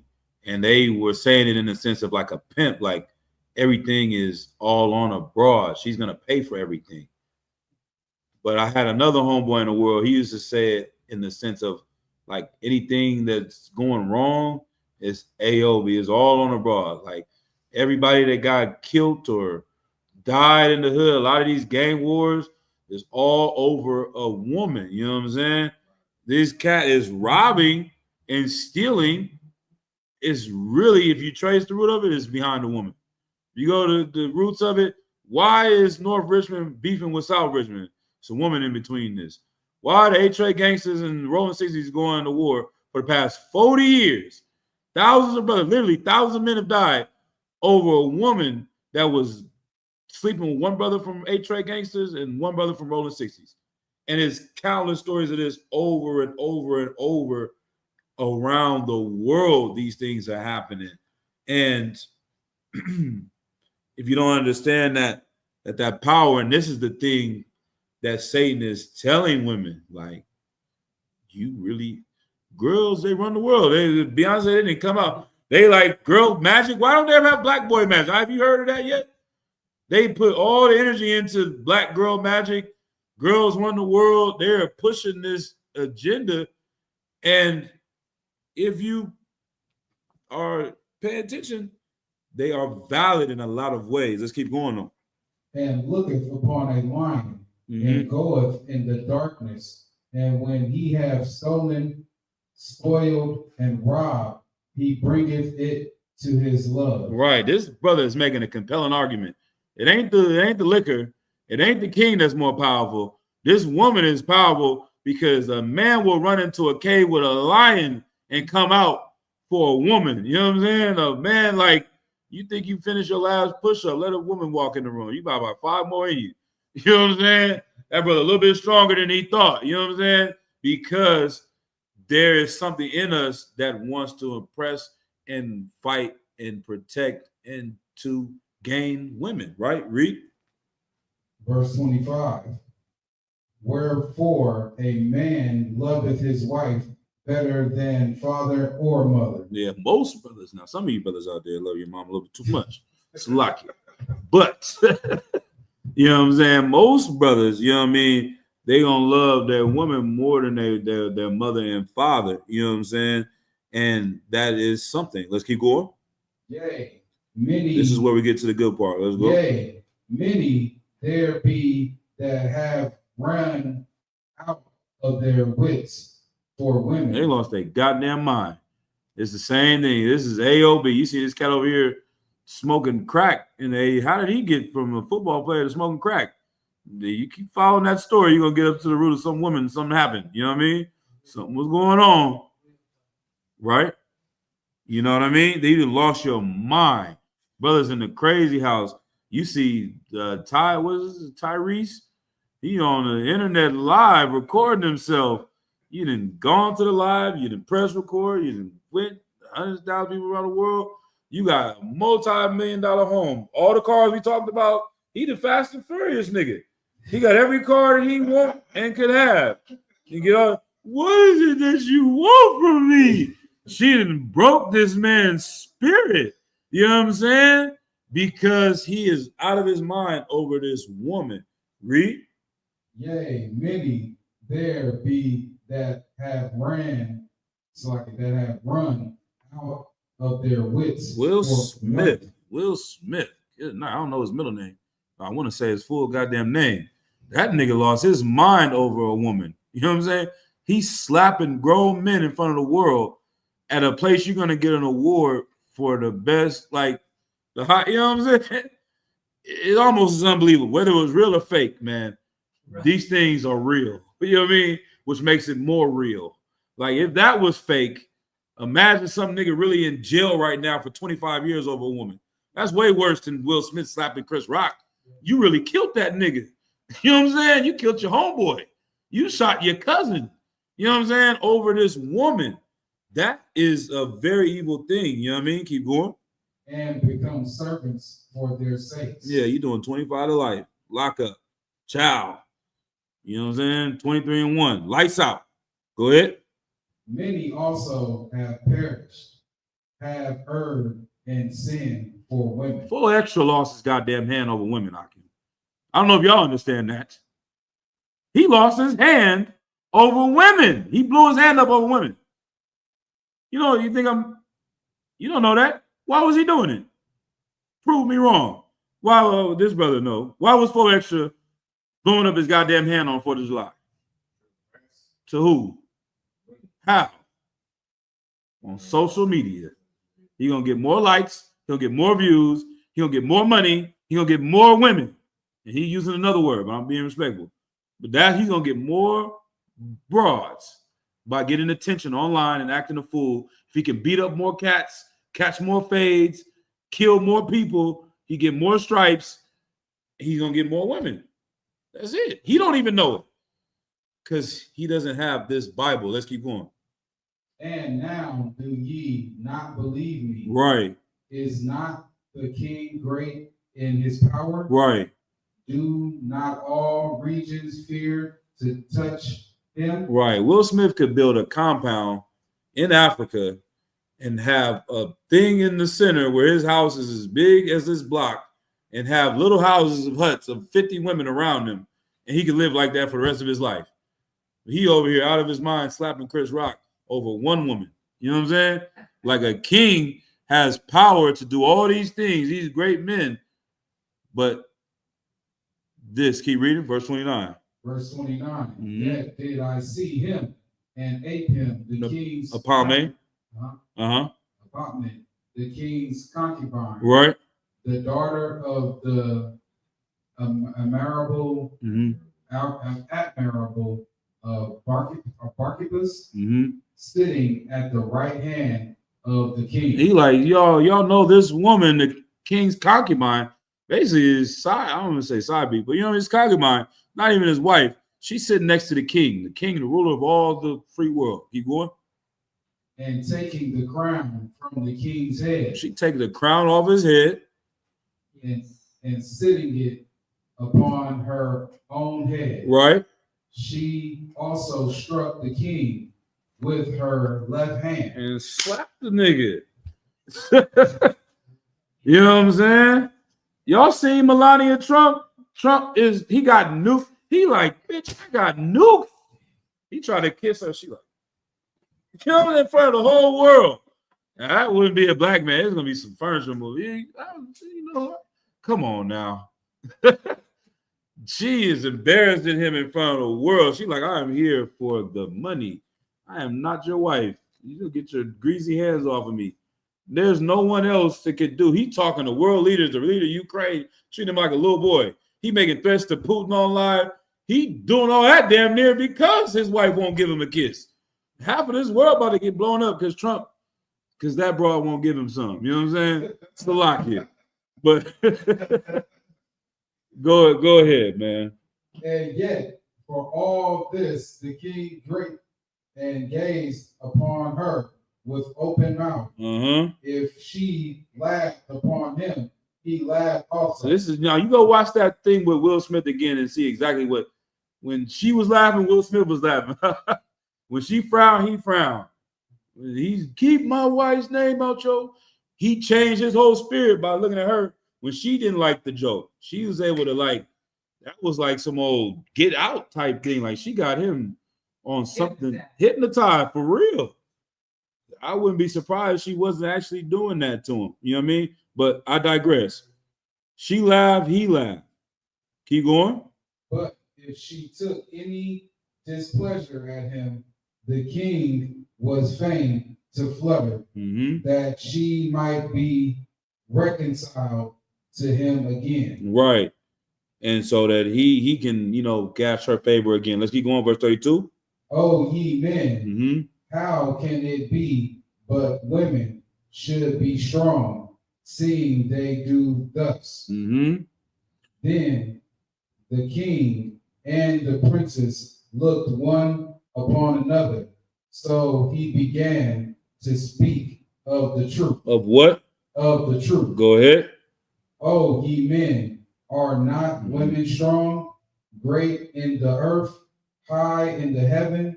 Swift is the sun in his course, for he compasseth the heavens round about, and fetcheth his course again to his own place in one day. Verse 35. Is he not great that maketh these things? Therefore, great is the truth and stronger than all things. Right. The Most High created everything in the heaven and the earth. All these things, including the woman, the Lord created. The truth is greater than women. Go ahead. Verse 36. All the earth calleth upon the truth. Right. And the heaven blesseth it. All works shake and tremble at it, and with it is no unrighteous thing. Right. If you following the Lord, that is the most powerful thing. That is where our power comes from. That is what takes a man to be over a woman. If you don't have that truth, you're going to be like 4 Extra blowing your goddamn hand off behind a woman. You're going to be like the 8-Tray gangsters and going to war for 1,000 years behind a woman. You're going to be locked up in a cell because you done drove drunk trying to get to the club to be with some broad because you are not following the Lord and you're following that tail. You know what I'm saying? It doesn't matter what it is.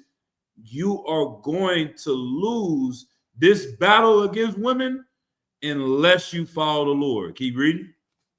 Wine is wicked. The king is wicked. Right. Women are wicked. All the children of men are wicked. Right. And such are all their wicked works. And there is no truth in them. Right. In their unrighteousness also they shall perish. Right. Keep going. As for the truth, it endureth and is always strong. It liveth and conquereth forevermore. Right. Now let's drop down to verse 4. Let's see. 41. Verse 41. And with that he held his peace, and all the people then shouted and said, great is truth and mighty above all things. Right. So Most High in Christ. Yeah, get their hands. So, like, all those things that were mentioned prior are very factual. Women are very powerful, and they can move men to do great things. And if a man is not following the Most High, then you're going to be run over. But if you following the Most High and you in the right spirit, then you can actually guide and lead women and not let them guide and lead you. You understand? And go ahead. Oh, no, so like I was gonna say like Esther, Right. In what ways? like how she saved the nation of Israel, Right. when she convinced the king not to kill her people, Right. because he was about to kill all of us, and she convinced him not to kill us. And he was like, "Okay, I'm not gonna kill him." Who said that about people? Change his whole. we can't kill him. Exactly. And that same power that is literally created. They said OnlyFans is making more money than I think the NBA, the NFL, the goddamn NHL, MLB combined. NASCAR. Men are giving so much money to these women doing something wrong that women in their righteousness could fix poverty, could fix, you know what I'm saying? It could end the prison industrial complex. You know what I mean? They have those talks about that where, oh, these women ended wars by just not land. They had a movie or a TV show, Chicago, I think it was about that. But those things, the Lord gave them that ability to do something right, but it starts once again starts with the man. So let's go to 1 Corinthians 7:29. This will be the last one I want to leave out on this note. Right now, can we not learn from women? That's not what we teach in the UPK. If your wife has some knowledge about real estate, business, you know what I'm saying, of doing something that is great and glorious, she should do that. She should go and gain degrees. She should, improve her intelligence to the best of her ability. That will only bring more glory to you and your household, to your children. We don't want some woman to be dumb, blind Becky that's just here for us to sleep with. That's the same thing. We're reducing you to an OnlyFans girl. You know what I'm saying? Like, we are just saying in the context of the Lord, if you are going to make me go against my God, then you're going to have to get back behind me, saying you're going to have to shut the hell up. You have to shut your mouth. You know what I'm saying? You're not going to come up against the truth. You're not going to come against the brothers. You're not going to come against these laws, statutes, and commandments. I'm standing on business. If these brothers willing to die for the truth, then I'll be damned if I will let some woman take me out of the truth. You know what I'm saying? And this is the spirit, and a real woman will honor and respect that.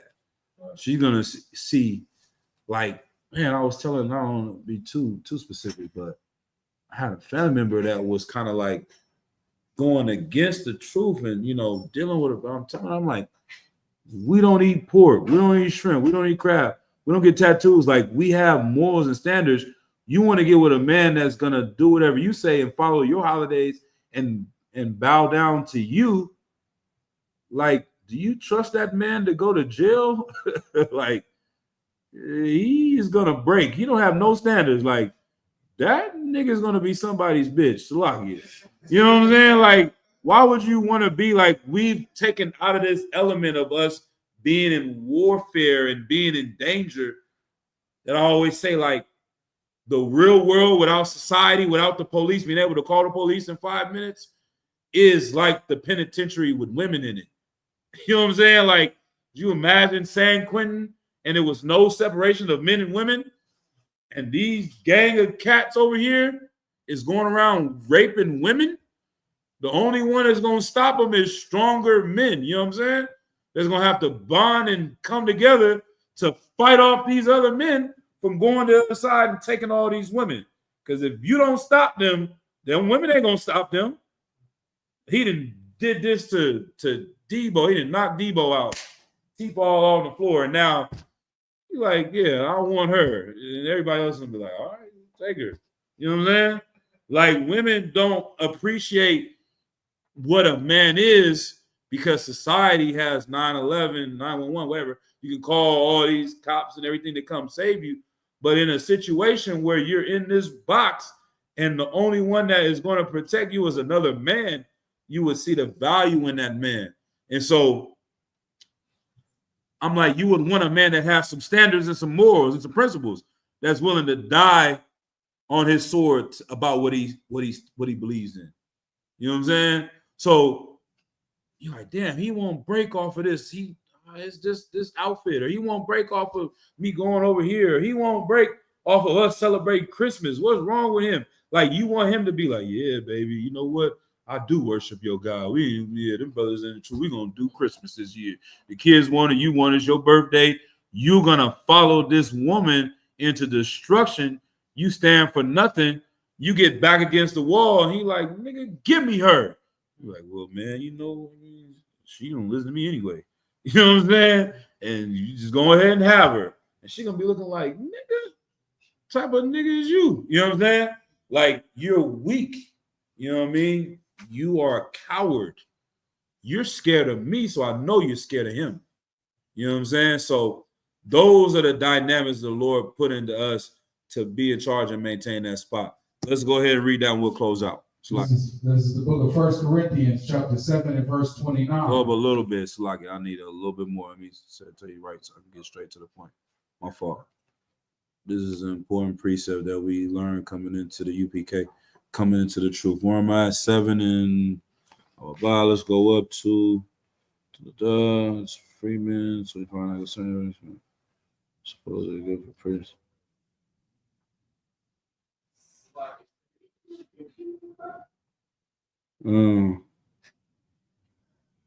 Okay, yeah, let's go to verse 27. Verse 27. Mm-hmm. Art thou bound unto a wife? Mm-hmm. Seek not to be loosed. Art thou loose from a wife? Seek not a wife. All right, so he's telling these brothers, you coming in to do this work of the Lord. If you have a wife, don't try to divorce your wife to do the work of the Lord. If you don't have a wife, if you were in the spirit, you wanted to just dedicate yourself full on to doing the work of the Lord, that would be the best thing to do, to not seek a wife so you can focus and lock in and do this work. Keep going. And if thou marry, thou hast not sinned. All right, so we're not going to get it confused, though. If you do get a wife, you're not in sin for getting a wife. You understand? Right? Keep going.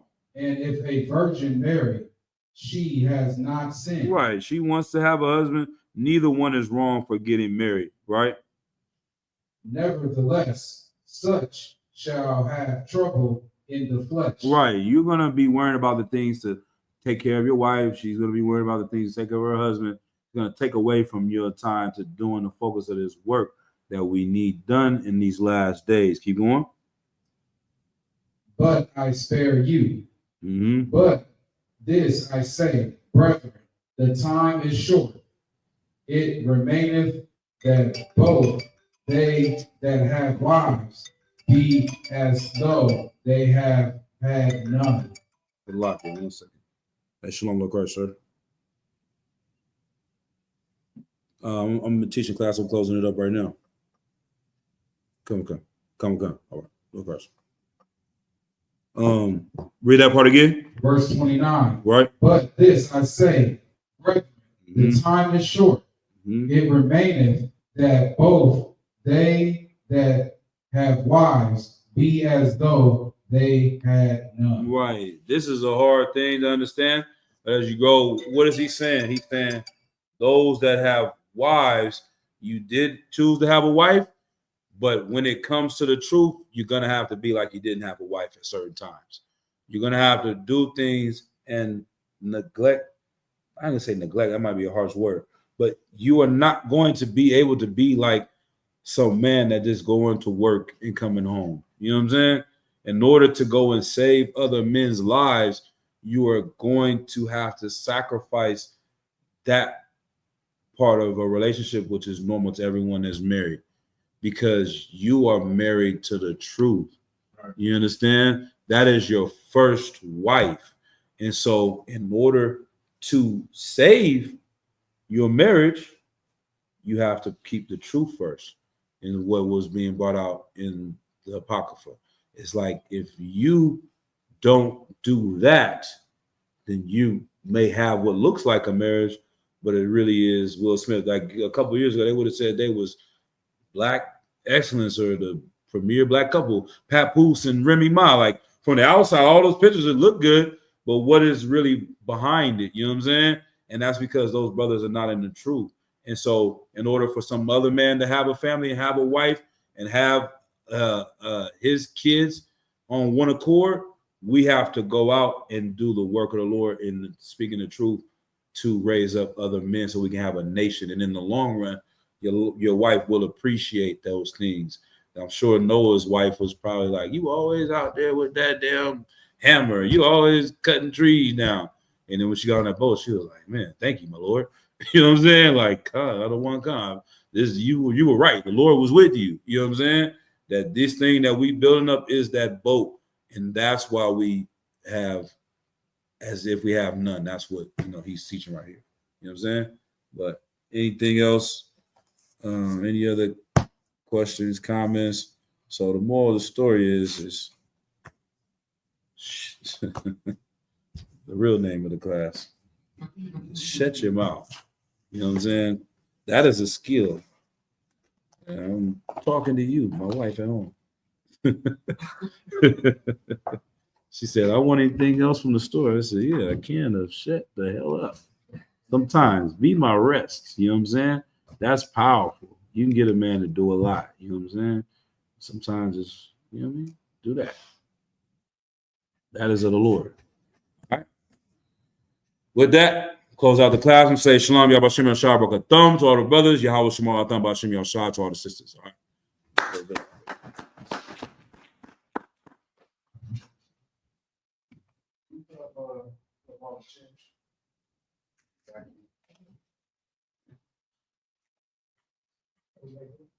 Yeah, just right there.